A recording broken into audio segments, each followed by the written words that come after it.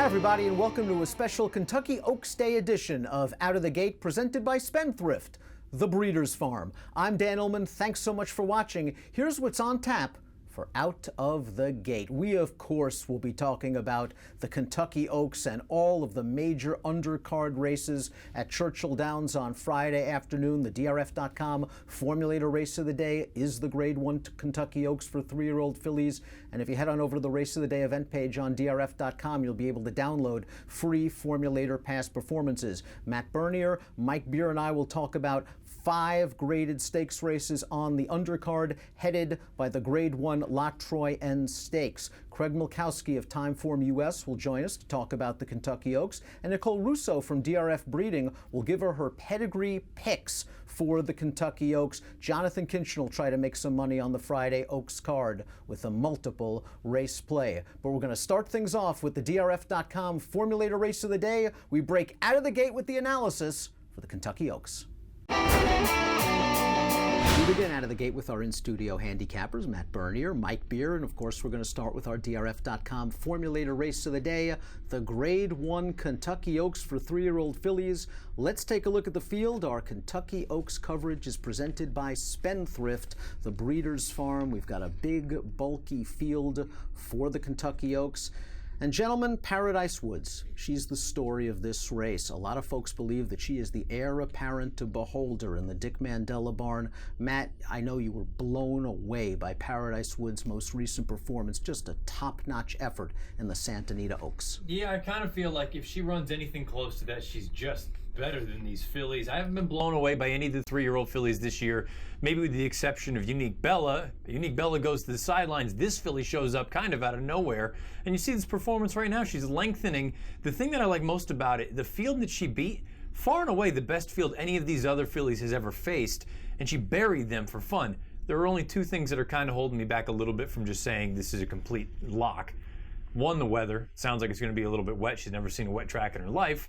And I don't love that she's breaking inside of some of the other speeds. I kind of feel like Flavien Prat has to send her. That being said, if she's as good as I think she is, shouldn't be a problem. What we did see, though, from her sprint win, the race that you and I were just so taken with, and it kind of put her on our radar, is that she doesn't seem to mind being in and among horses. She's a real professional, even with her relative inexperience. Mike, she ran a 107 Beyer speed figure in the Santa Anita Oaks. You can argue that none of these fillies will ever run a 107 Beyer. Yeah, I think it's pretty clear that if she runs a 107 on Friday, she'll probably win.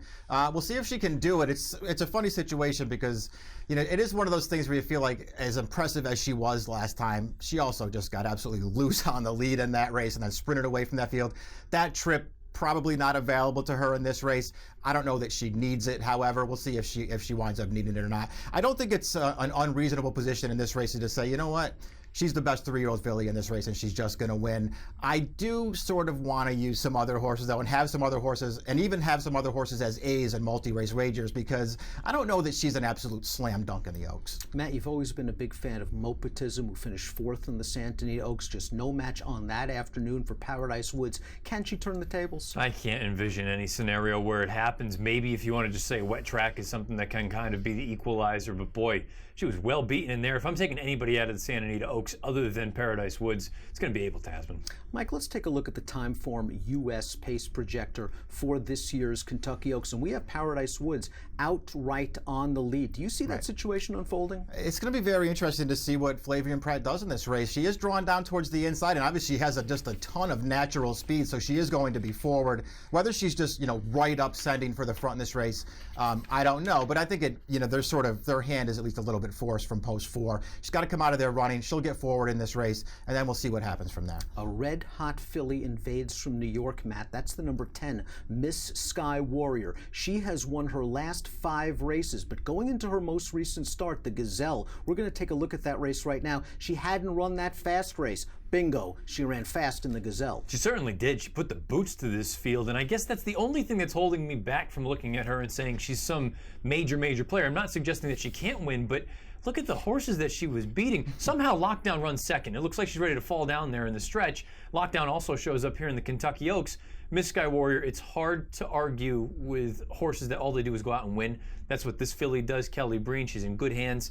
I really don't have any knocks other than I just don't think she's as good as Paradise Woods. 2 wins now at this 9 furlong distance for Miss Sky Warrior. Mike, was that market improvement due to just a lightly raced filly figuring it out and peaking at the right time? Or was that track was kind to speed? We saw there wasn't a lot of running in the back. They basically ran 1, 2, 3 around the track. Did that track kind of propel her to that effort? That's what bothers me about her, is just that was Wood Day, obviously, and it just felt like that was just one of those cars at Edgewood where you had to be forward in your races, and she certainly was that. And then it helped that she was probably just better than those horses as well. Boy, listen, she can run another 94, maybe even take a small step forward. She's right in the thick of this thing. We'll see if she can do it. I do think she's a good horse, Dan. She has. I wanted to ask you this because she reminds me an awful lot of another horse who came into the Oaks last year from New York, in Lewis Bay, who I never was truly convinced she wanted to go 9 furlongs, but she came into the Oaks with 2 9-furlong wins, and then it didn't work out for her on Oaks Day. I wonder, this horse has a little bit of that look to me. It's an interesting point. It might come down to the pace situation. The pace projector has her sitting second off of Paradise Woods. It could be a daunting task to run down Paradise Woods and then hold off the closers, but you can't knock what she's done for Kelly Breen. Matt, what about Lockdown? Beautiful pedigree. She is a full sister to Close Hatches, but you saw that race. She was on her hands and knees for the last quarter of a mile. It does say something that Bill Mott trudges on with her. Yeah, I wonder if it's almost a matter of, Mott had the highly thought of Elate coming into a spot like this, and she just hasn't panned out thus far as a 3-year-old. I wonder if Lockdown just kind of inherits this position by default, and we've kind of talked about it all year long. The 3-year-old fillies, it took a long time for anyone to really assert themselves as a horse to beat or a horse to be reckoned with. I wonder if really you get down past 5 or 6, boy, this field is just kind of hungry. Let's talk about a horse with winning experience at Churchill Downs, and that's the queen of the Crescent City, the number 7 Farrell, who's just dominated the 3-year-old filly division down at the fairgrounds in New Orleans. Let's watch Farrell just win very, very easily in the Fairgrounds Oaks.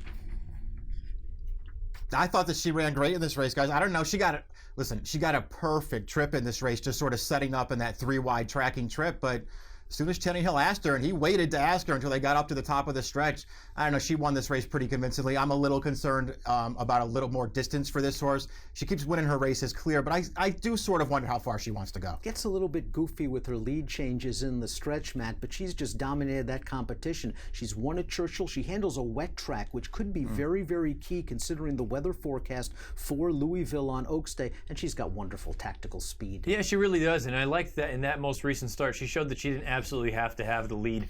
I'm agreeing with Mike. I don't know how far she ultimately wants to go. Maybe this is going to be a little bit far, but the experience at Churchill is good. The wet track experience, certainly a positive. I just don't know what she's been facing down in Louisiana. A good pace could work into the hooves of the number 13 Abel Tasman, Grade 1 stakes winner of the Starlet last year at Los Alamitos, and we're going to watch that race now. She is a big, good-bodied filly who had the misfortune to catch the unfortunately sidelined Unique Bella in the Grade 2 Santa Isabel, and then Paradise Woods last time out in the Santa Anita Oaks. But Bob Baffert's putting blinkers on, Matt, and I wonder if getting away from those hard and speed-friendly tracks at Santa Anita, maybe she'll appreciate getting away from there. And maybe she'll appreciate some pace in front of her this time around, too. It's also worth noting this is going to be the second time going out for Baffert, and the blinkers go on this time. Baffert probably needed to figure her out a little bit just as much as she needed to figure him out. Maybe the blinkers going on sharpens her up a little bit, makes her a little bit closer maybe during the course of the running rather than have to come from 150 out of it. It does appear she's going to get a good pace, Mike. That TimeformUS pace projector projects it to be fast. I know she was beating a country mile last time out. I think she's going to run a whole lot better here. Yeah, maybe she will. We'll see. It's interesting. For some reason, I don't love that they're putting blinkers on her in here, but we'll see what happens and whether that maybe it turns out to be a good move. I just don't love seeing that. If you just look at her on paper, I think she's obviously a prime contender in this race, and she might catch a great setup. I don't know, Dan. I didn't love her second to Paradise Woods last time. I didn't even love her second to Unique Bella a couple starts back. I'm not really sold on this horse, and as one of the shorter prices, I'm probably going to try and beat her. Parade of good fillies continues. This one coming up from Gulfstream Park. It's Salty, winner of the Gulfstream Park Oaks. She has done really nothing wrong in her short career. Mike, does this post position bother you? She is stuck way outside. I don't love post 14 for this filly. I do think she's pretty talented, though, and I particularly liked her Gulfstream Park Oaks last time. The first time they stretched her out around 2 turns. This field isn't great, and the race doesn't come back super fast either. I just like the way that she did it, Dan, if only because the pace was pretty solid early, and it's not like Salty sat this thing out and then just made one run from the top of the stretch. She got going early on the back stretch, and she carried her run a long way in this race, took this thing over, and kept going through the stretch. That performance suggests to me that she's pretty good. A little bit of a step up in class for her, Matt. She's going to be facing Tequilita and Jordan's Henny again. Those two are really nice fillies, but I'm not sure they're of the level of Paradise Woods, Miss Sky Warrior, Farrell, etc. Yeah, easily the toughest class test of her life, but considering she's so lightly raced, she really hasn't done anything wrong thus far. 2 turns, you know that's not an issue for her.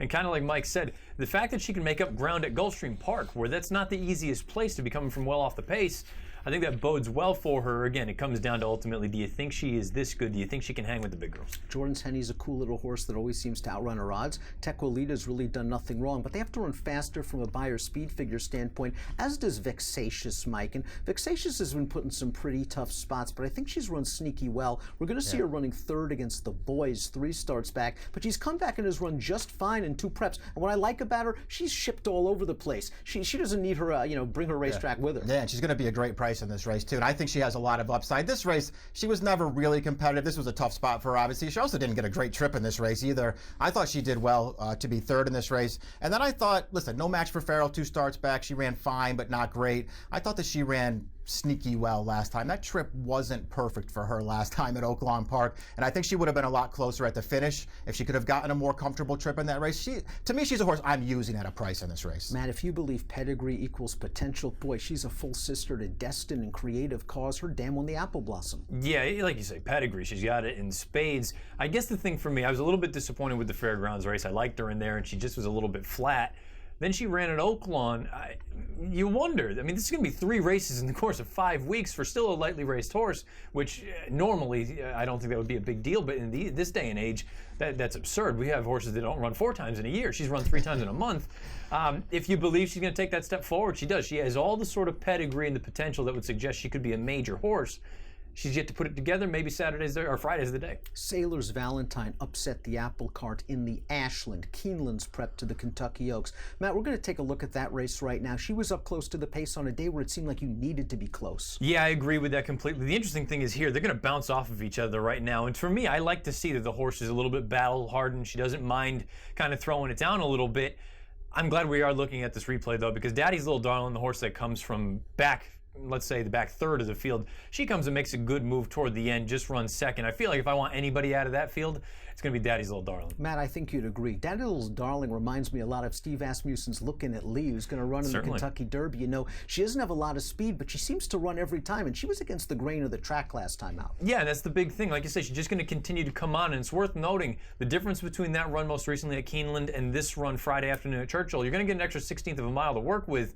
I think that works for Daddy's Little Darling. Concern, Mike, is that race has come back a little slow. Yeah, and she hasn't necessarily run a fast race yet either, but I think she fits this race really well because she should have some pace to run at, and if nothing else, she runs every time in that Ashland. I mean, not only was that sort of a speed favoring track, I mean, they walked on the lead in there. To me, she had no chance to win and did well to be 2nd in there. She's a great underneath you this race, especially if she's a big price. Pick time for the Grade 1 Kentucky Oaks. Our coverage presented by Spendthrift, the Breeders' Farm. Matt, you really think she could be special, this Paradise Woods? Yeah, you know, like I said at the top, I'm a little bit concerned about the weather because she's never seen a wet track, and I also don't love being the sort of speed nearest the rail where they just kind of have to go on with her. But if she's as good as I really think she is, none of that should matter. I still think she goes out, gets the job done at a short number. Mike, you're going against Paradise Woods, but you respect her immensely. Yeah, there's no way for me to toss her out. This is not one of those short price favorites that I'm way against. I think she's way the horse to beat her. I think she's very good. I'm going to try and beat her with Salty, though. I really like Salty's last race at Gulfstream.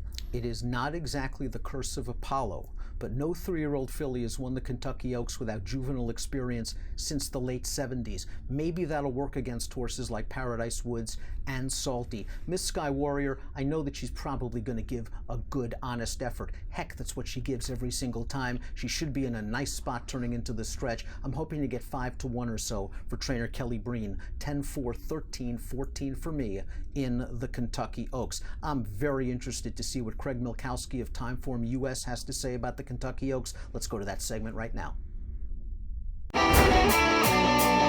Hi, I'm Craig Mulkowski of TimeformUS for Out of the Gate. Today I'm going to analyze the 143rd running of the Kentucky Oaks. This is a race that not very long ago was almost being handed to Unique Bella by many before she had an injury that sent her to the sidelines.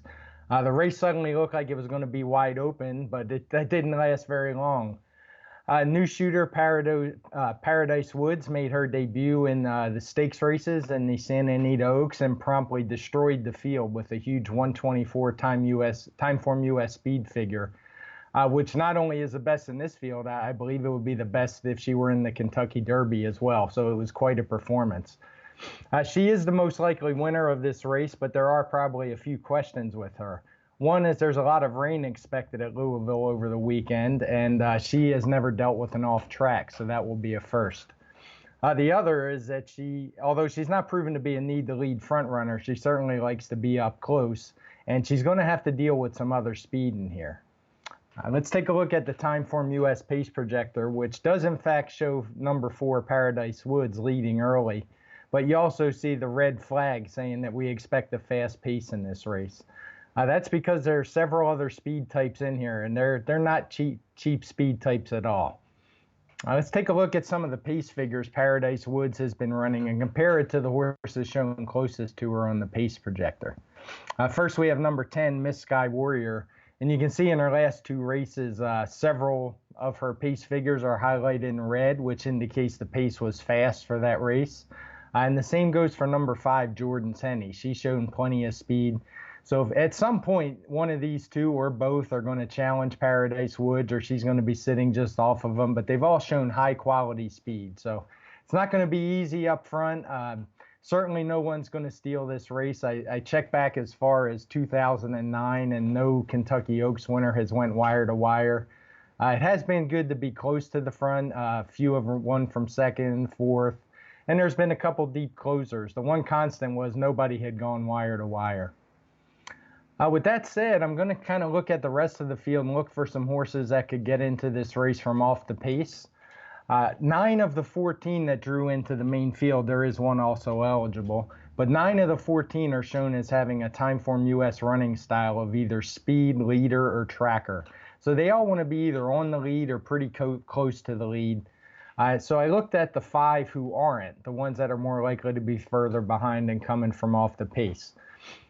Probably the best of these is number 13, Abel Tasman. She's run some good races. She's run second to both Unique Bella this year and also to Paradise Woods. But they weren't very close seconds. She's run some good races. She does have the best TimeformUS late speed rating in the race at a 106. The problem with her, not really a problem, but if we're looking for value, the issue is she's probably going to be the second or third choice in here behind Paradise Woods. So I looked elsewhere for value, and the horse that I landed on was Ever So Clever. She has the second best late pace rating in the field at 103, and she has a lot of things going for her that I like. One, she's run well at Churchill. She's raced 3 times there. She has a first, a close second in a graded stakes race as a 2-year-old in her second try at Churchill, and then she ran a decent third there in her 2-year-old finale. The other thing I like is she's won in the mud, which is almost, you never know for sure what the weather's going to do, but it sure looks like it's going to be a muddy or sloppy track, and she proved she was able to handle that when a close second in that Grade 2 Pocahontas at Churchill Downs. A couple other things I like is how she's really improved this year. She came back at 3. She didn't run very well her first time, 85 speed figure. She jumped up to a 99 when a pretty well beaten 5th. And then last time she got a decent setup in the at Oaklawn Park in the Grade 3 Fantasy Stakes, and she was able to run down all the speed easily and pulled away late at a good price, paying over $30. So I like how she's improving. The last thing is she is drawn inside, so she's not going to have to fight for any kind of early position. She should just, come out of the gate clean and just sit on the rail until it's time to make her move. So she's not going to lose any ground on the first turn, whereas a bunch of the others likely will. So that said, I'm going to key my wagers on Paradise Woods and Ever So Clever. I'll make a win bet on Ever So Clever, seeing she's going to be pretty long odds. She has a 20-to-1 morning line. I'll play an exacta box with Paradise Woods and Ever So Clever. And then I'm going to key those two in tries and supers with the other off-piste runners that I've shown before. Hopefully that works out for us all, and that's it for me today. I have more out of the gate after these messages. Malibu Moon is a horse you can believe in. The reason I love Malibu Moon is that he has produced winners and stakes winners at every level. In our opinion, the best stallion in Kentucky was AP-Indy, and he is AP-Indy's best son at stud. Make Naira Bets your home for online horse racing and betting. Use Naira Bets to bet on live horse racing from around the world.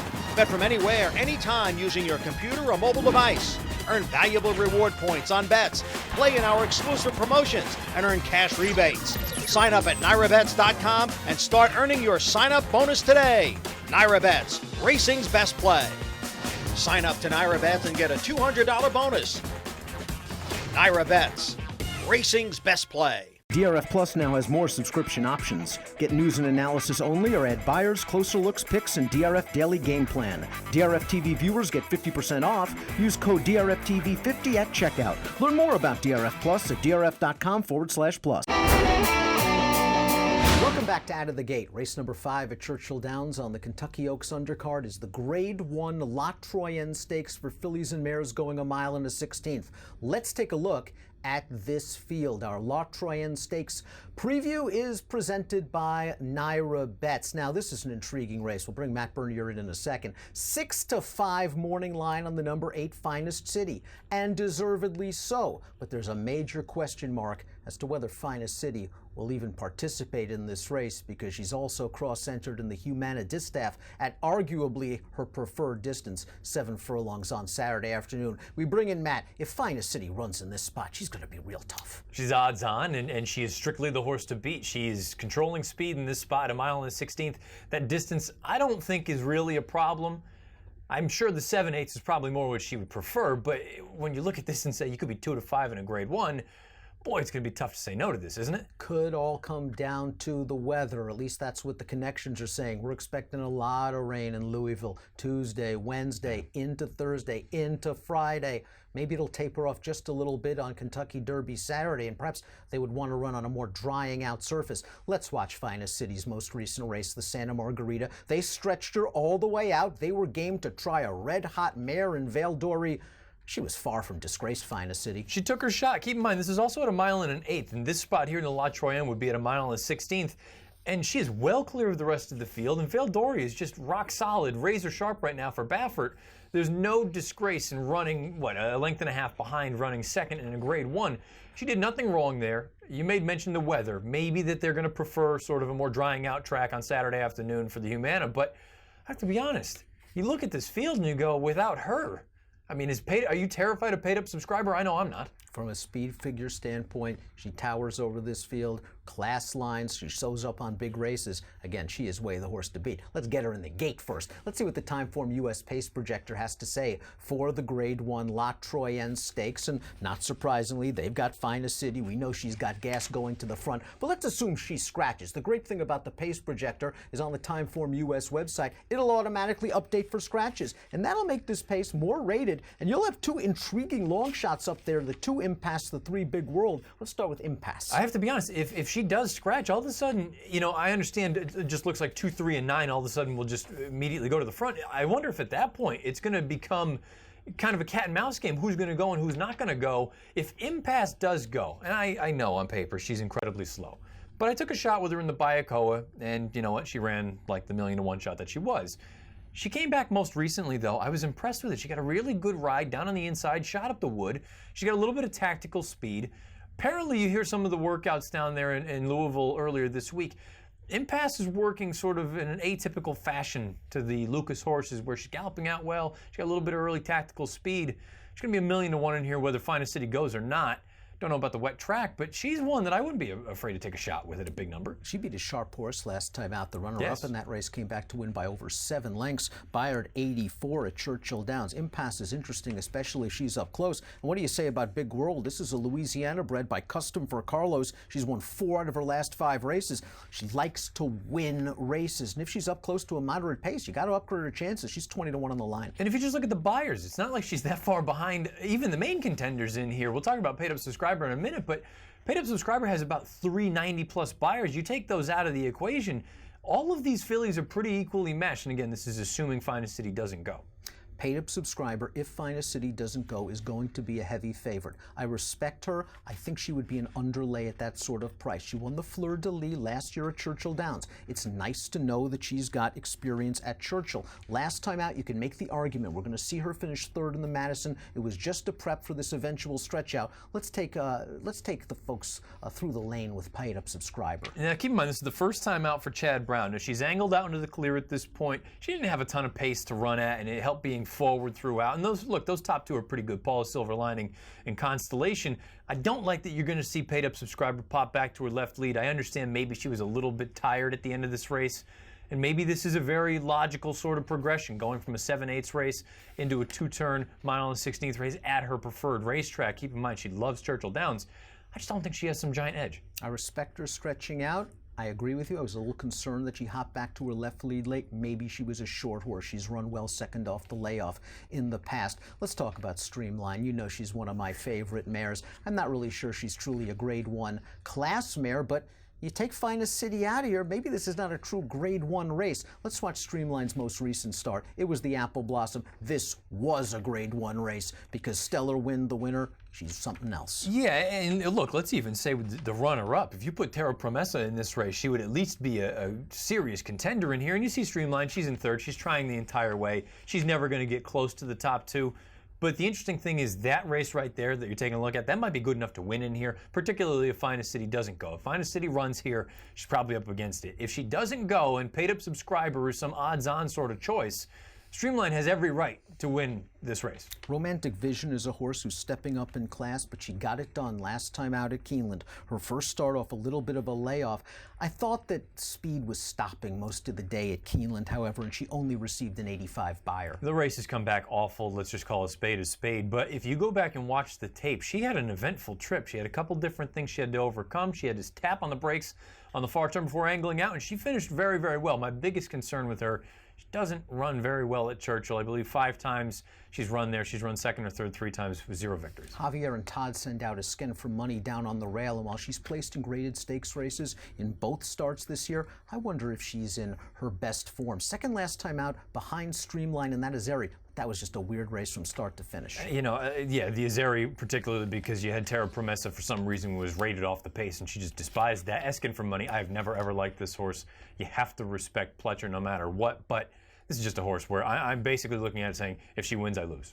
The question mark in this race is Go Maggie Go, and we have to talk about her because she was so good last spring, winning the Gulfstream Park Oaks, winning the Black-Eyed Susan, a good fourth in the Kentucky Oaks, and then she seemed to go off form. I think Dale Romans did the right thing putting her away after a disastrous performance in the Fall City. She's fresh. We know she has speed when she's right. I don't know. If you're not happy with this race or don't think it's a true representative Grade 1, why not Go Maggie Go? I wanted to talk myself into it because I really liked her last year as a 3-year-old, but I said it, I believe, right after the Oaks before they ran the Black-Eyed Susan, and I know I said it before the Acorn. You are throwing a lot at this horse in a short amount of time. She didn't even debut until the beginning of March. I wonder if we saw in those 2 races at the end last year where she ran at Saratoga, no, I'm not going to hold that against her, she ran in Songbird, and then that final race against Older at Churchill, I wonder if you saw the effects of trying to squeeze way too much in a short amount of time. If she comes back to what she was early on as a 3-year-old, she certainly has a chance. I got to be honest, I don't want to find out. Factory of Faith's probably going to be the longest shot in the board, but it's worth noting that Joe Sharp took over Power of Snunner's training earlier this year, last year, and that old veteran, he got a couple of nice placings, but this one's got to improve. It certainly needs to improve, but I got to be honest, it was a pretty big effort most recently, had a bad start and was wide every step of the way. Sneaky maybe underneath. Pick time for the Grade 1 Lotryian. Matt, where are you going? Yeah, look, if Finest City runs, I think she's going to win. She just towers over this field, not only on class, but also on speed figures, more importantly on speed figures. If she doesn't go, Paid Up Subscriber, the horse to beat, wouldn't argue with anyone, don't want her at a short number. Give me the coach. Take a shot with Lucas and impasse the number 2. Particularly, again, if Finest City's gone, we saw the pace projector, maybe she gets a sneaky sort of forward trip and can take this field around the track. If Finest City runs, I think Finest City's going to win at a short price. The best horse getting the best trip, controlling the pace up front. Her participation heavily in doubt, however. If she scratches, it's a much better betting race because I think Paid Up Subscriber, while she's good, while she's the horse to beat, she can be had perhaps by the number 6 Streamline, who's adaptable, versatile, and she ran really well last time out. She was just no match for Stellar Win. So Finest City for me, if not Finest City Streamline, 8, 6, 1, and 4 for me in the Grade 1 Lotryian. The Sheba is up next. The Sheba Stakes is up next on the Kentucky Oaks undercard. It's race number 6 at 1 1/16, and let's throw up this field. Our Sheba Stakes coverage is presented by Naira Bets. And there's a horse coming off a relatively long layoff in here that's the morning line favorite. The number 9, American Freedom, is at 3-1. Breaking Lucky, the 2, is at 4-1. And that old speedster, the number 8, Noble Bird, is also at 4-1, Mike. American Freedom, we have not seen him since the Travers. He was half the price of Arrogate in the Travers. Arrogate, the Travers was Arrogate's coming out party. I don't think too many people were tuned into him yet. Everybody knows who he is now. It's funny to look back at it now, though, Dan, with a little perspective, because at that time, American Freedom, he was sort of all the rage in the Baffert barn as far as 3-year-olds went. He had a big reputation from day one, this horse. He was no match for Arrogate in here, but he was a pretty good second in this race. He took a crack at Arrogate on the turn, and then Arrogate got away with him. But to American Freedom's credit, this horse dug in very gamely for second, and the horse to his outside as they get out of the picture is Gunrunner, and Gunrunner's done nothing but good things since the Travers. American Freedom also really likes a wet track, and that Haskell, he happened to catch the 1 3-year-old last year that liked a wet track better than him, and that's Exaggerator. And there's a lot of precipitation in the forecast at Churchill Downs on Friday and Saturday. That could work and play right into American Freedom's hooves. But you have to deal with the layoff. After the Travers, Mike, supposedly a little body sore for American Freedom, and he went right to the shelf. Yeah, I don't know if I have any real problem with him going to the shelf for the rest of his 3-year-old campaign after the Travers, because it just sort of feels like, where were they going to run him, and what was he going to win actually after that race? I sort of like that Baffert maybe took a little step back with him, gave him some time to develop, and he comes off the layoff here. I don't love him off a layoff in a race like this where it feels like he's probably a relatively short price. On the other hand, I think there's a chance he turns out to be a pretty good 4-year-old for Baffert. And as you point out, the wet track is a good thing for him. I mean, in a lot of ways, that Haskell that he ran, even though he wound up settling for 3rd, I mean, that was sort of an amazing race for a horse who was so lightly raced like he was, to take the race to Nyquist on a fast pace in there and sort of still be standing at the end. Let's talk about several of the horses coming out of the Grade 2 New Orleans handicap at the fairgrounds. The winner of that race was Honorable Duty, who has been on quite a roll for trainer Brendan Walsh, who removed the blinkers, and immediately Honorable Duty has gone on a nice winning streak. And this horse came and got a good horse in the stretch, Breaking Lucky. Yeah, this was a pretty good race for both of these two horses, I thought. I mean, in a lot of ways, when you go back and watch the replay, Breaking Lucky, who just did all the dirty work in that race up on a really fast pace, contested it the entire way. The proverbial won the battle and lost the war in there. I thought he ran a terrific race in there. On the other hand, when you go back and start watching the stretch run, there, as fast as that pace was, there was only one horse closing in the stretch, and it was the winner of that race. And I just feel like, Honorable Duty is just one of these horses that Brendan Walsh has gotten really good, and he just runs every time. And he's not one of those horses who needs a big pace to come running at. He's going to get the right kind of trip in this race. He's a contender once again, Dan. And Breaking Lucky's a rock-solid horse. I think you make a very good point. This horse does not need the lead to win, and he's not going to get the lead in here. There are other horses that are going to be intent on going to the front. But does the prospect of a wet track work against you? This horse in that Lucas Classic last year was coming in primed off a big effort at Saratoga. He took a lot of money and uncharacteristically ran poorly. Maybe a wet track works against this horse. Yeah, I wonder if that's his excuse. I don't really know. It's really a tough thing to evaluate, if only because, let's just assuming we do get, some kind of wet track for Friday's races. I mean, a true wet track. I mean, that track was wet fast. I mean, maybe it'll be just a totally different scenario if we get one of those more wet sealed race tracks, and maybe he'll be fine with that. Maybe he won't. I don't know, Dan. I struggle with this race. I think Breaking Lucky is a huge contender in here. I also just sort of feel like if you just told... I don't know who the real horse to beat in this race is, but if you told me to pick one, I would say he's the horse to beat in here. I thought he ran really, really well last time. International Star also comes out of the New Orleans, and he made his seasonal debut one race prior in the Grade 3 Mineshaft Handicap. An International Star who was going off form in the spring and early summer of 2016 looked like he was rebounding with a solid late effort, and then the New Orleans Handicap, he didn't pick his feet up, and the fact remains, it's over a year now since International Star's last win.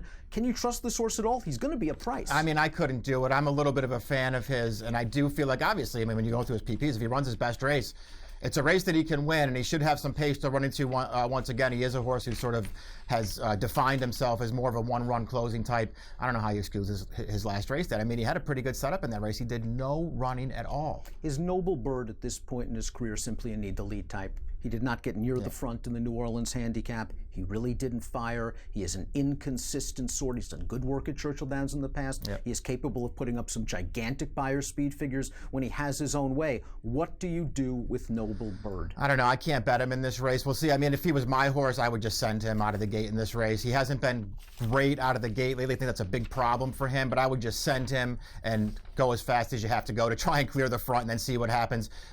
All things being equal, if everybody in this race runs up to their very, very best, he's got the best race available, then I don't trust him to run it. Now, Noble Bird, I agree with you. I think you have to send him to the front, let him have his own way on the lead, dissuade everybody else, and hope he's feeling up to running one of his big efforts. But as we see from the TimeformUS pace projector, they have the #1 Birdsong, an equally fast horse on the lead. Now, Birdsong last time out in the Ben Ali Stakes, we're going to take a look at that before getting back to the pace projector. Birdsong was able to make the lead. We were worried about this 9 furlong distance. He looks home free at this point, and I think the distance bashes him in the face at about the 16th pole. I think that's true, because he actually looked pretty comfortable in the early stages of this race, tracking another horse on the lead. He didn't go right to the front. I mean, they're outside the eighth pole here when we pick up the replay data, and he's already stopped finding in this race. He's just exhausted at the end. He couldn't get the 9 furlongs. He's only got to go 8.5 here. I think that helps him. I don't think it helps him enough, though. I mean, as hard, if he has to work hard at all in the early stages of this race, and it feels like he's going to have to, this just might be too much for him. We'll pop up that pace projector one more time. If Noble Bird has to chase Birdsong early, I think the mile and a 16th is a little far, obviously better for him than the mile and an 8th. But if he takes heat and this TimeformUS pace projector has the paces fast, it could set things up for somebody else. December 7 is a lightly raced horse. He's got a lot of upside potential. He's won 3 out of his last 4 starts, and he's coming off of a victory at Keeneland. I believe it was opening day at Keeneland. And if you checked out the charts and watched the races, you had to be up close. December 7, we're going to take a look at him. He has taken over the lead, turning into the stretch. He was prompting the pace, and he was just better than these horses, although there were some anxious moments late. Yeah, he doesn't really finish it off, but he takes over here at the top of the stretch, and he starts to go clear. He doesn't put it away at the end. This horse that's running down the outside will make a little bit of a run at him, but he's holding on to the finish. He wins again. He has a pretty nice record here at 4 for 7 overall. I guess the one thing you have to look at with him is they ran him in the mineshaft. They tried him and tested him in the mineshaft 2 starts back, and he really wasn't up for that. I didn't think that he ran that well, Dan. I mean, if you wanted to make the case for that race, listen, it was a pretty fast pace. He was pretty close to it. I mean, do you want to give him that excuse? I don't know. I didn't, but I can understand people who want to look at it that way. The 2 outsiders in this race have lots of question marks. In the case of Behesht, it is surface. This will be his first start on dirt. In the case of Fish Trap Road, it's distance. Fish Trap Road was a really interesting sprinter last year. He's had a couple of sprints this year. Now they're stretching him out again. Is this distance too far, or is he just off form and the connection's like, we have to do something to wake him up? Yeah, maybe that's the case. I mean, I don't like his first couple of races back here, but I also don't like him stretching out. I mean, to me, he's just never been a horse who's at his best going long and around 2 turns. I think he wants to sprint. He's run some pretty big races in the past. He's got a tough post here to go along with the added distance. I don't like his chances in here, Dan. Pick time for the Ali Sheba. It's an interesting race. You got a couple of up-and-comers. You got a couple of horses coming off layoffs. And you've got a fast pace expected with Birdsong and Noble Bird entered. Where are you going? Yeah, I did, at the end of the day, I did decide to take American Freedom in here. And I'm just going to hope that this horse comes back an improved version of himself as a 4. I thought he was good at 3. Not as good as it sort of felt like Baffert was sort of hinting that he could be. I don't think he ever got to that level as a 3-year-old, but he came pretty close. If he comes back as a 4-year-old, as a better version of the horse that we saw last year, I think this is a good spot to get started. I just think that American Freedom, if he stays sound this year, year, could be in for a big 4-year-old campaign. He showed some ability last year. A wet track really should help his cause. He looked good over a wet track last year. And as the TimeformUS pace projector has him sitting in third, it could be in a fast pace, but it could be in just a great spot. That 3-wide tracking trip, gearing up on the turn and getting the jump on the true closers in the race. I have to use Breaking Lucky also. He ran so well last time out, and I think he's going to get a more comfortable trip where he's sitting in behind horses, making a last run instead of being the horse on the lead after doing all of the dirty work. 9, 2, 4, and 5 for me in the alley Sheba. Now let's head on over to Nicole Russo. She's got her pedigree pick for the Kentucky Oaks. Jonathan Kinchin has a multi-race play on the Friday card at Churchill Downs. Hi guys, Nicole Russo coming to you for Out of the Gates Kentucky Oaks edition. I'm here in the paddock at Churchill Downs where the fillies for the Kentucky Oaks will be coming in on Friday. Let's take a look at the field for the Philly Classic. Of course, the morning line favorite is that ultra-impressive Paradise Woods from the first crop of Belmont winner Union Rags. The filly that I think she's going to have to go through is Farrell, who is 5-1 on the morning line.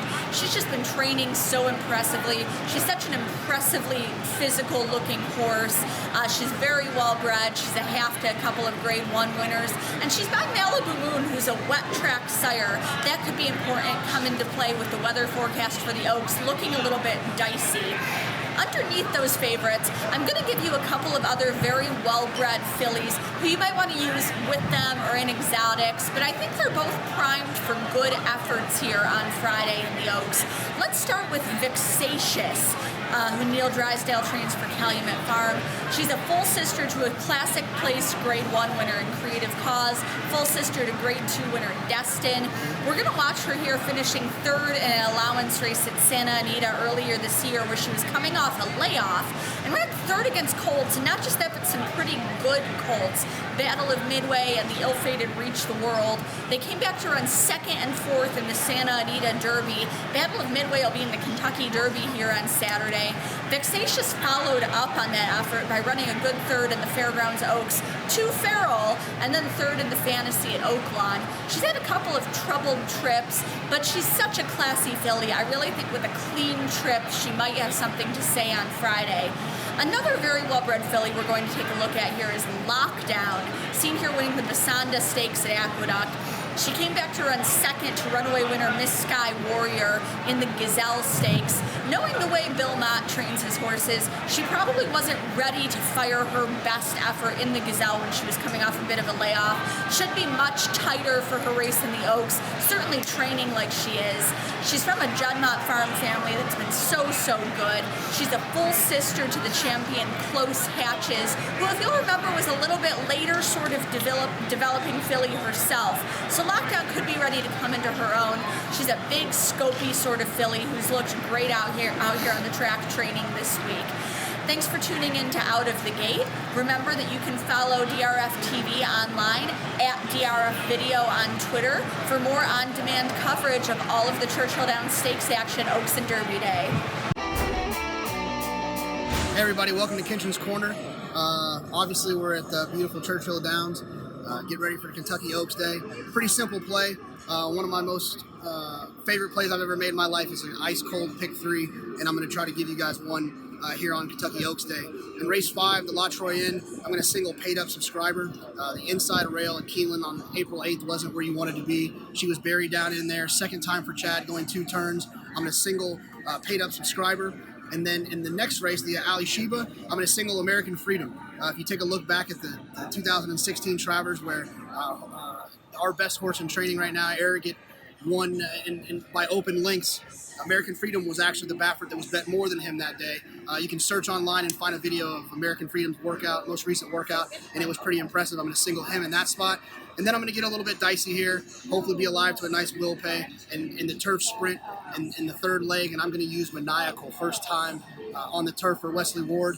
Obviously, people that know Wesley Ward knows that he can get a turf sprinter, and I think that he's going to turn Maniacal into a pretty good one. So $100 ice cold pick 3.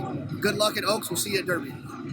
Time to move to the turf. hopefully weather permitting, for race number 7 at Churchill Downs on the Kentucky Oaks undercard. We're going 5 furlongs. It's the Grade 3 Twin Spires Turf Sprint. Let's take a peek at this field. All of our undercard stakes previews are presented by Naira Bets. Matt Bernier, this looks like a phenomenal race. Big field. You got favorites and shorter priced horses coming off layoffs. You've got a horse like the number 12 Green Mask, who's 3-1 on the morning line, that a lot of times will settle for second. Interesting race. Yeah, you can go so many different ways in here. Particularly, it's interesting anyway, these 5 furlong turf sprints from a pace standpoint, because so often it looks like there's a ton of pace signed on, and then sometimes the pace doesn't materialize the way that you'd hope it would, and it can compromise some of these sort of come from behind closers. I think we'd agree, though, that the horse they have to beat is the number 8 Pure Sensation. Last seen running a gallant third in the Breeders' Cup Turf Sprint at Santa Anita. Here's Pure Sensation turning into the stretch, and he's done a lot of dirty work, chasing the winner, obviously, through some fast fractions. Add in the fact that 6.5 furlongs is a little far for Pure Sensation, and this was a really good effort. Yeah, he tried the entire way. He had a good trip, but like you said, the distance was probably a little bit far, and particularly with a horse like Obviously, who his early speed is just lethal. This horse ran very, very well. Now, I can understand some people, maybe you're a little bit concerned about the layoff, but guess what? Clement, past 2 years, does very well. Turf, 180-plus day layoffs, and races 5 to 7 furlongs, 8 for 19, with an almost $3 ROI. So that should alleviate some of the concerns. To me, he's the horse to beat, and squarely the horse to beat. You have to wonder if he's prepping for a race like the Jaipur on the Belmont Stakes undercard. He runs so well at 6 furlongs over the Belmont turf course, but if he runs his race, you just see it on the page. Classy, fast, tactical. That's Pure Sensation. Now, a couple of horses with recency are coming out of the Shakertown Stakes at Keeneland. Holden Gold is still lightly raced. It's possible we haven't seen his best, although his Shakertown was pretty good. Let's take a look at it right now. Just a nice in-out trip. Yeah, everything worked out very well for him in this spot. You see him there in the spot shadow. He's just going to split horses right now, and he finishes very, very well, particularly when you consider this is his first start since October. He'd been gone for quite some time. Mark Cassey is very, very dangerous with these types of runners. Past 3 years, turf, winner last out, second off the bench in a graded stakes race, 6 for 14 with a $6 ROI. This horse could work out basically the same exact trip that you just saw right there from the Shakertown in this spot in the Twin Spires Turf Sprint.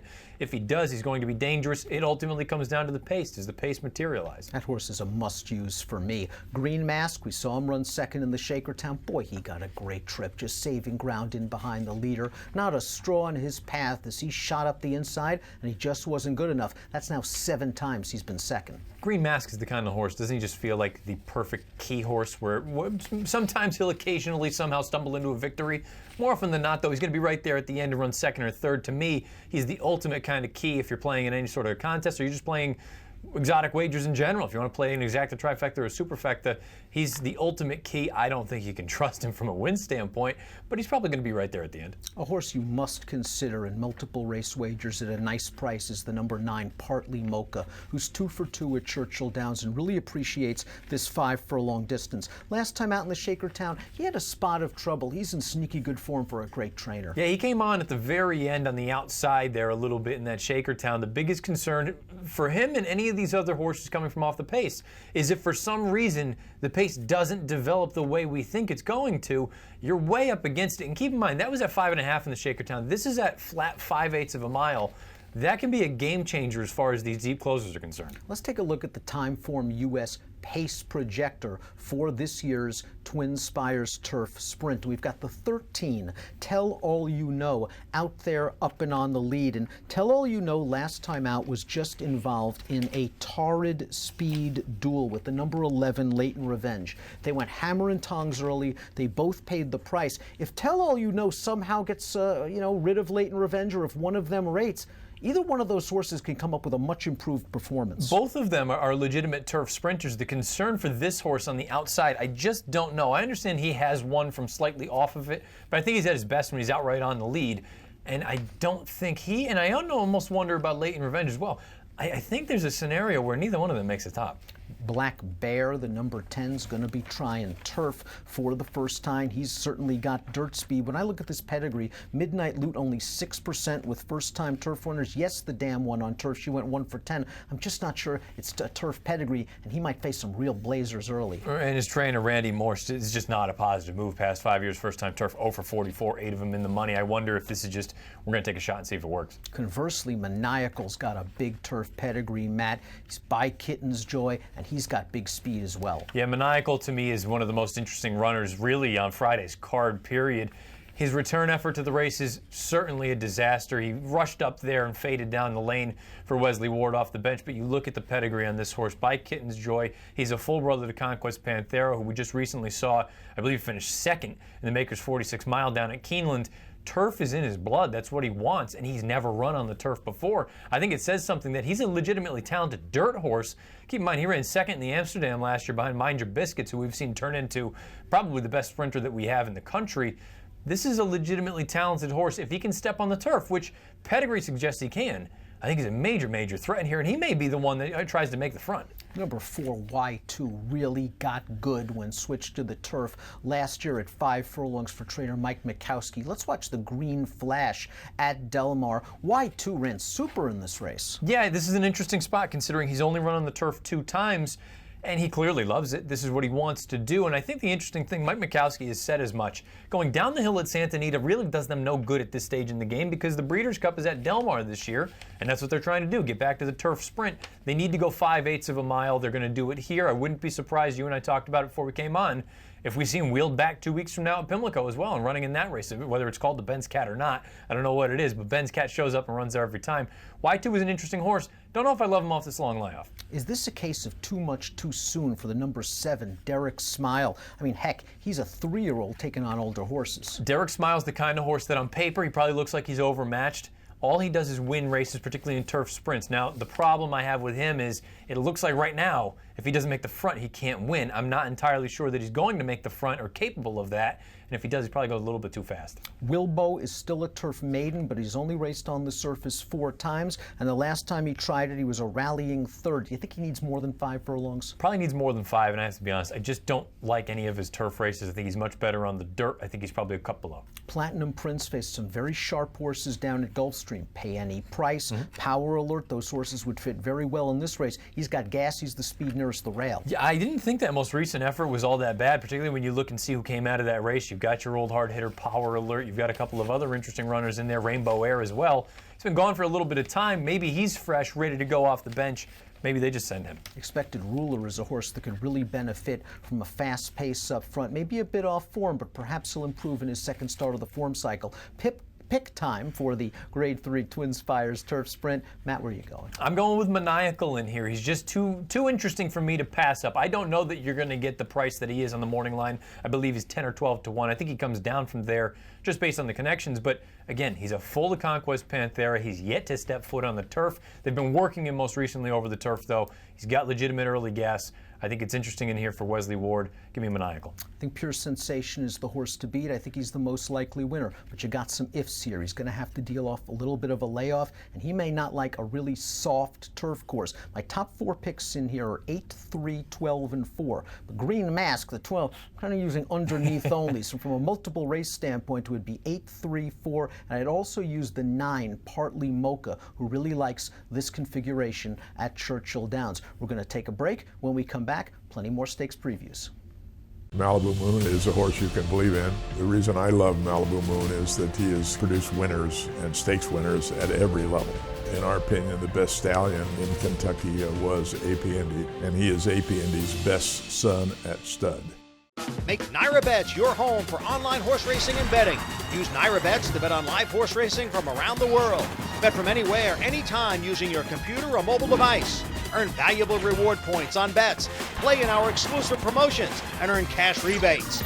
Sign up at NyraBets.com and start earning your sign-up bonus today. NyraBets, racing's best play. Sign up to NyraBets and get a $200 bonus. NyraBets, racing's best play. DRF Plus now has more subscription options. Get news and analysis only or add buyers, closer looks, picks, and DRF Daily Game Plan. DRF TV viewers get 50% off. Use code DRFTV50 at checkout. Learn more about DRF Plus at drf.com/plus. Welcome back to Out of the Gate. Race number 8 at Churchill Downs on the Kentucky Oaks undercard is the Grade 2 8 Bell Stakes for 3-year-old fillies going 7 furlongs. Let's take a peek at this field, and our 8 Bell Stakes preview is brought to you by Naira Bets. The number 2 Union Strike is your morning line favorite at 3-1. She is a Grade 1 Stakes winner. The number 4 Pretty City Dancer, 8-1 from Mark Cassidy and Julien Leperoux. She is a Grade 1 Stakes winner. You look at this field, you've got several undefeated horses. There's a lot of potential in this race, Matt. There is a lot of potential, but I will say, one of my strongest opinions of the day, maybe that's a good thing or maybe that's a bad thing, comes in this race. It is interesting to see. You've got a lot of horses turning back. You got a lot of horses getting sort of the acid test in here. You can go a bunch of different ways in this race. Let's start with the number 2 Union Strike, who won the Grade 1 Del Mar Debutante as a second-time starting maiden. You see her on the far outside run down this field. Now, she had some minor physical issues after that race, and you got the feeling it was kind of a rush job to get her to the Breeders' Cup Juvenile Fillies, where she stretched out unsuccessfully. She then really didn't run very well against Abel Tasman, who we'll see in the Kentucky Oaks later on Friday. But in her most recent start, off the layoff, they turned her back in the Santa Paula Stakes. And yes, she got a fast pace and a good setup. But I think despite being by Belmont Stakes winner Union Rags, this one is a sprinter. She looked really good in that most recent start, didn't she? She absolutely buried that field.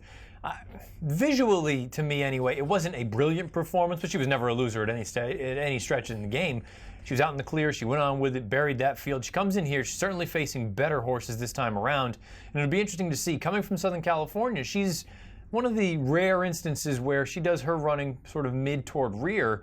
I almost feel like that's only going to be beneficial here going to Kentucky. We'll find out about the wet track because it does sound like rain is in the forecast. Let's see what the TimeformUS pace projector has in store for this year's Grade 2 8 Bell Stakes. And they have the number 10 Gallia out on the lead.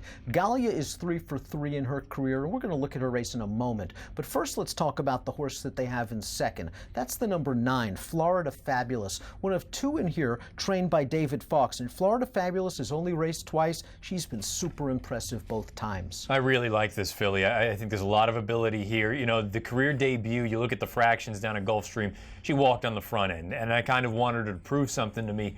I understand maybe she was on a speed-friendly track in the most recent start. She went unbelievably fast, and she stayed on at the end. I think there's a lot of ability here, and it feels like the game plan all along has been, let's put her away, let's point for this race. Whereas maybe some of these other horses, they were trying to get into the Kentucky Oaks. Now you've got turnbacks, X, Y, and Z. Feels like this has been the main goal all along for David Fox and company. I think this filly's got a giant chance. And I like this slight turn back from the 1-turn mile to 7 furlongs. Good solid post position, and she'll be up close to the pace, as the TimeformUS pace projector indicates. Now let's look at Gallia's most recent performance. It was a victory in the Sunland Park Oaks, and while she gets it done, she got it done kind of ugly against kind of an ugly field. Well, Dan, this might be the grossest race of the year. I'm going to go out and say that right now when we're only at the beginning of May, but none of these horses have come back to do very much. I believe the 2nd and 4th place finishers came back to run last and 2nd to last at Oaklawn, I believe, in their next start. You see Gallia right now on her left lead. Let's just say unappetizing. Now, look, throw out Pletcher at your own sort of peril, but I just kind of look at this and say, I'm using her underneath. The turn back should be beneficial. She has some speed. She's going to do a heck of a lot better than that. Like you, I wasn't impressed with the Sunland Park Oaks. I think the turn back works for her. As the pace projector indicated, she'll probably be up close, but I think she's going to take a lot of money. As for the 3rd place finisher, what? She was on fumes in the last 16th of a mile, but maybe turning back will help. I think it might, and particularly, she's shown a little bit more speed in the past. It's just hard for me. If I don't love Gallia, how could I possibly like what? David Fox has Florida Fabulous. He also has Cajun Delta Dawn, who we haven't seen since the Delta Princess when she ran into Shane's girlfriend. Shane's girlfriend freaked in the Delta Princess. Cajun Delta Dawn did some really good work to start her career. 4 consecutive victories sprinting. They tried to stretch her out. It didn't work out, but this is what she wants to do, sprint. The question is she ready off the bench? We'll find out if she's ready off the bench. The other thing that you absolutely have to keep in mind, and this is a filly that I don't really like, but if the rains show up, she is 3 for 4 on a wet track. Some of these other girls haven't yet tried that in the afternoon anyway. I think if the reins do show up, again, I don't particularly like this horse.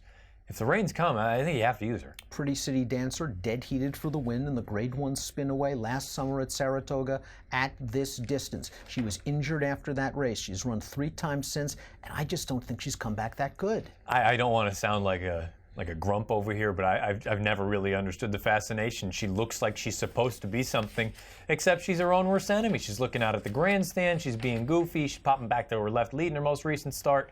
Maybe the turn back is really what she's wanted all along. You can have her. Let It Ride Mom is a head and a neck away from being undefeated from 4 lifetime starts for Mark Casse. The catch is all 4 of those races have come over a synthetic surface in Canada. But let's watch her most recent effort. It was the Glorious Song Stakes way back on November the 19th. She showed a nice late gear to win. This is a filly that's bet every time she'll be a good price on Friday. There is no question for me of the Casses, who do I prefer? It's this filly, Let It Ride Mom. I think there's a lot of ability here. The main question is, can she step on dirt? She's been up north of the border of Woodbine in all 4 of her lifetime starts. She's been on the synthetic surface in all 4 starts. If she can run on the dirt and she's ready to go off the layoff, I think she has a giant chance, because there looks like there's some legitimate ability here. A couple of horses cutting back in distance after competing in the Grade 3 Fantasy Stakes at Oaklawn. The 1 Benner Island, the 3 Lovely Bernadette. Benner Island acts like one that might appreciate this cutback. And just if you look at the page by itself, it kind of suggests the same thing as well. You look at the most recent start in the Fantasy, she made this big sort of sweeping move. She loomed on the far turn, and then she was just flat down the lane. She's done that a couple of times. If you go through her page, I know she's only done it twice. 2 times, 1 turn on dirt. Both of them victories, one of them a 1-turn mile at Churchill Downs. I think that's what she wants. They turn her back here in this spot for Brad Cox. You get Javier. I think this is her spot. Lovely Bernadette is 3 for 3 on fast 1-turn races. She gets blinkers. Can you make her as an interesting long shot underneath at the very least? I certainly believe you can. If you go back, keep in mind, in her second lifetime start, she earned an 81 buyer. It's not like she's always been slow, and similar to all these other horses, they've been trying other things. They've been trying for the bigger prize, the Kentucky Oaks, 2 turns, different tracks, X, Y, and Z, doesn't work. You get her back to what she wants. 1 turn, Churchill Downs. She's going to be $1,000,000 to 1.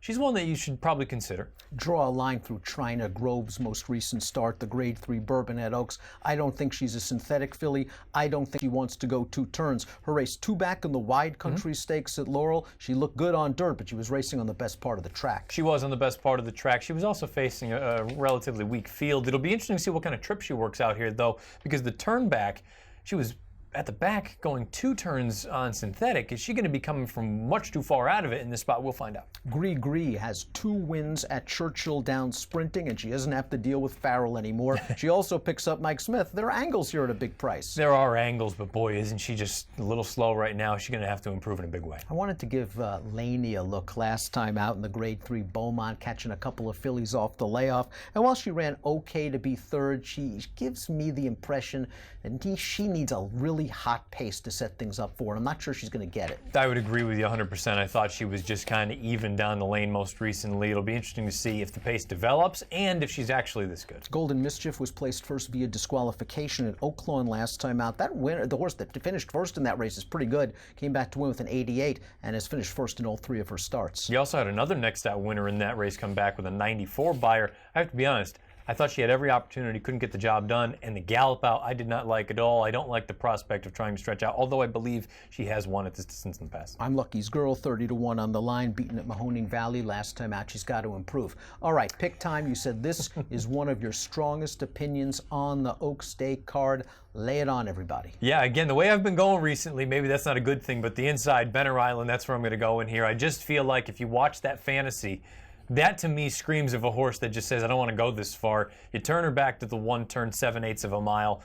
I don't want her to come from way out of it, and I think Javier is going to be cognizant of that. If he can keep her mid-pack, I think she has a big chance in here. 10 to 1 on the line. I don't think you get that number. I'm okay with her at 5 to 1, though. I think they found out what Union Strike wants to do, and that is sprint and be somewhat of a mid-pack sprinter. It'll be interesting to see how she ships. She's got to ship all the way across the country, but I believe this 7 furlong distance hits her right between the eyes. You give her a little bit of pace. This horse has some ability. She has some class. Main problem is the price. 3 to 1 just seems very, very light. I'm going to go 2, 9, 6, and 11, and for me, could be a little bit of a spread race from a multiple race standpoint. We're going to move to the turf. The Edgewood Stakes is up next. Graded stakes race on the Kentucky Oaks undercard is race number 10 at 1 1/16 on the turf. It's the Grade 3 Edgewood Stakes for 3-year-old fillies. Let's take a look at this field, and our Edgewood Stakes coverage is presented by Naira Betts. Mike, will she or won't she? And that's the question surrounding the number 1A La Coronel, who is part of a coupled entry with Dream Dancing. They are the 8-5 favorites in the Grade 3 Edgewood Stakes, but Mark Cassie's been leaning for the last few weeks to running La Coronel against the boys on Saturday. Yeah, I'm going to say that she won't run in this race on Friday, and that'll leave her stablemate Dream Dancing to go it alone in here. But we'll see what happens. Obviously, if La Coronel runs in this race, then she's just way the horse to beat in here. But I suspect we're going to see her on Saturday. I agree with you. No matter what the turf condition is, and we expect there's going to be a lot of rain at Churchill Downs on Friday into Saturday. These turf conditions, they could be good, they could be yielding. La Coronel, though, it's the horse to beat if she runs in this race. But we're going to go under the assumption that she's not going to run. Still, the race that she won leading up to this, the Appalachian, could prove to be a key race in handicapping the Edgewood. Let's take a look at Proctor's Ledge, who came with a strong late run in the Appalachian, Mike. She ran really well. Yeah, she did. She was rated off the pace over behind horses. You can see her starting to angle out right now. There she is. She was over behind horses in the upper stretch. She got held up a little bit. She had an angle clear, but once she did that, she really kicks in with a pretty good run here, I thought, Dan. She's going to come running at the end here. Right to her outside in the yellow cap there is Dream Dancing. She was last early, and she also comes with a nice late run into this race. They're going to settle for 3rd and 4th in here behind La Coronel, just powered clear of that field. I thought they both ran well, but I liked the race that Proctor's Ledge ran just because she got held up in a little traffic there and had to work her way clear, and I thought it cost her some momentum. It looked like she was steadied a bit going into the first turn. She was buried at the back of the pack while saving ground. You saw the traffic in upper stretch, and she was really kicking late, and she's so lightly raced. I think another forward move is coming. She did such good work 2 and 3 starts back that really all she needs is a little bit of pace to set up her kick. Let's talk about Dream Dancing. Okay, La Coronel scratches. Dream Dancing obviously becomes a little bit of a better price, and this horse has run some really good races on the turf. When you go back and watch the Appalachian, I have no idea what the plan was there. Yeah, I'm surprised. I mean, obviously she's more of a late running type of filly, so you didn't expect to see her, get right up on the pace or anything, but I was surprised that Leparoux just took her all the way back to last.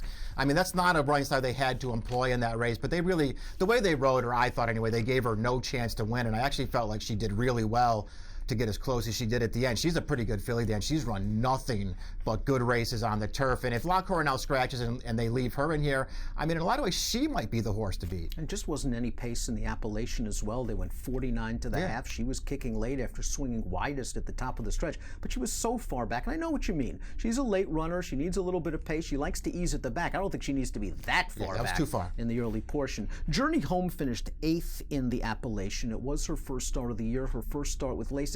Mike, I'm not sure what kind of filly Journey Home is. I know she won the Grade 3 Jimmy Durante last year, but that was one of those weird races where the debris was blowing all over the track, and a lot of horses were ridden very conservatively. She's run some good races. She didn't run well last time out. What's up with I suppose you could just look at her and say she needed that race off the layoff, so don't be too hard on her for it. But I did want to see her show at least something in that race, and she was one of, I thought, a few horses going into that race who felt like they had some upside, had some potential, and she was one of, maybe 3 or 4 of those who just didn't fire at all in the Appalachian. We'll see if she can bounce back here. I mean, to me, she's got a lot of improving to do to win this race. Purely a Dream finished 9th in the Appalachian. This is a filly that did win on turf in her second lifetime start at Keeneland. She upset the Grade 3 Bourbon at Oaks over the Turfway Polytrack 2 starts back. Was she exposed against better horses last time? I think that she was. I mean, she's just another one of those horses, too. I just feel like you start looking at her. I mean, which one of her races really makes her that much of a contender in here? Let's take a look at the TimeformUS pace projector for this year's Grade 3 Edgewood Stakes, and the number 6 Stallion Heiress projects to be up front, and that's not a surprise. Stallion Heiress has not been headed from 3 starts down in New Orleans. I mean, she's a fast horse. Just going back and looking at her last couple of races in particular, the race where 2 starts back where she won, I mean, she just sped off from that field around the first turn. She had a huge lead all the way around the track, and they never got anywhere near her in the stretch. Last time, I don't want to put too much stock into that last race. It was a 4-horse field. She absolutely walked on on the lead.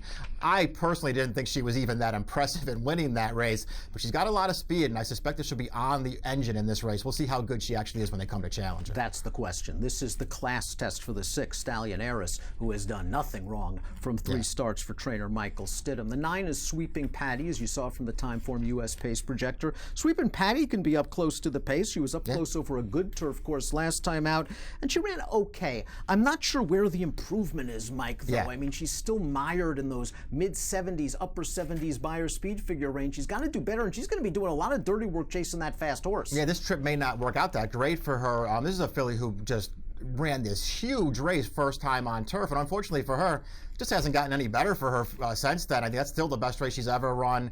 I mean, she was fine last time, but I thought she got a good trip. I don't love that field that she was in. I don't know, Dan. To me, she was just in way too tough here. India Mantuana, second time Chad Brown, another horse that can be close to the pace. They tried to take her off in the grade 3. Here comes the Bride. She got in some traffic in there. I'm still wondering how good she is or whether there's much improvement coming, because this is going to be start number 14. She's better than a lot of folks thought, though, because she began her career in for 25. She's got a lot of guts. Yeah, she's a pretty good horse, and she's got speed too, but I don't think she has to absolutely be right on the lead, so that could work to her advantage in here.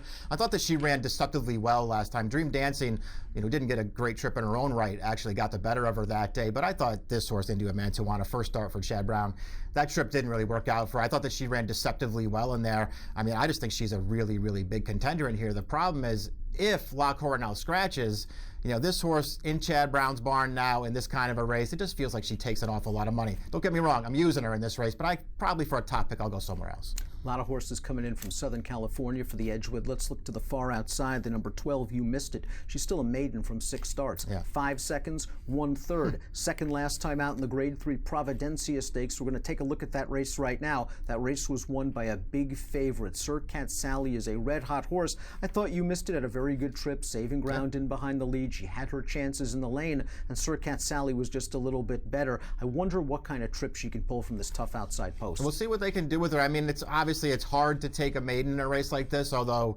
these connections are no strangers to pulling off upsets with maidens in big races like this. I don't know, Dan. I think her races are fine. I don't think any one of them necessarily is good enough to beat this field. That horse that beat her last time, though, Sir Cat Sally, she's awful good. Emphatically finished 3rd in the Providencia, sort of an even performance, slow and steady improvement on the Beyer speed figure scale, but she's got to continue to jump up, and this time she's got to jump up in a big way against better. Yeah, I think she's got to improve a lot to win this race. Let's talk about Storm the Hill a little bit, a horse that got hot when shipped out to Southern California for trainer Peter Miller. She's won her last 2 races, including down the hill most recently, going 6.5 furlongs. I like how she was handled. She's a very, very professional sort. She doesn't mind being in and among horses, turning into the stretch. It looked like she was in and among, and she just kept right on going. Now, the horse she beat was coming off a little bit of a layoff and might have been short, but this horse, her confidence should be sky high after her last 2. Yeah, I like both of her races since Peter Miller took over, and I also like that they're going to ship her back over to Churchill Downs to run in this kind of a race. I think it shows a lot of confidence in her. We'll see what happens with her here.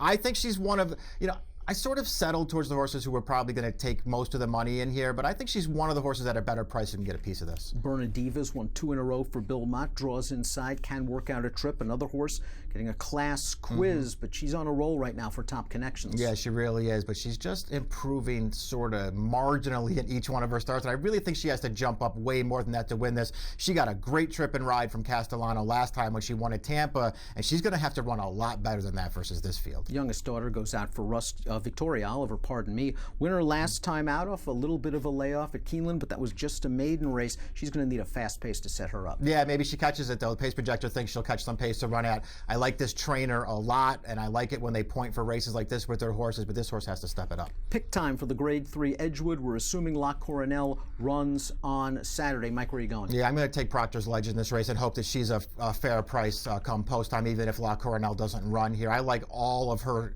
each of her last 3 turf races anyway. I thought she ran really well last time. We showed the replay of it. I think that she could have certainly been second in there, if not a little bit closer to La Coronel. Her races 2 and 3 back at Gulfstream were both really impressive. I think she has some ability, Dan. I'm going with the 8, Storm the Hill, going out for Peter Miller, 12-1 on the morning line. Good tactical speed. Again, I like the professionalism she showed last time out, racing in and among horses, very game down towards the inside late. She has won around 2 turns in the past, and I'm hoping she can run down the number 6, Stallion Heiress, in the stretch. 8-6 for me in the Grade 3 Edgewood. Thanks so much for watching the Kentucky Oaks edition of Out of the Gate, presented by Spendthrift, the Breeders' Farm. But we're just getting started on video.drf.com this Kentucky Derby week, because tomorrow it's the Out of the Gate Kentucky Derby edition. You won't want to miss it.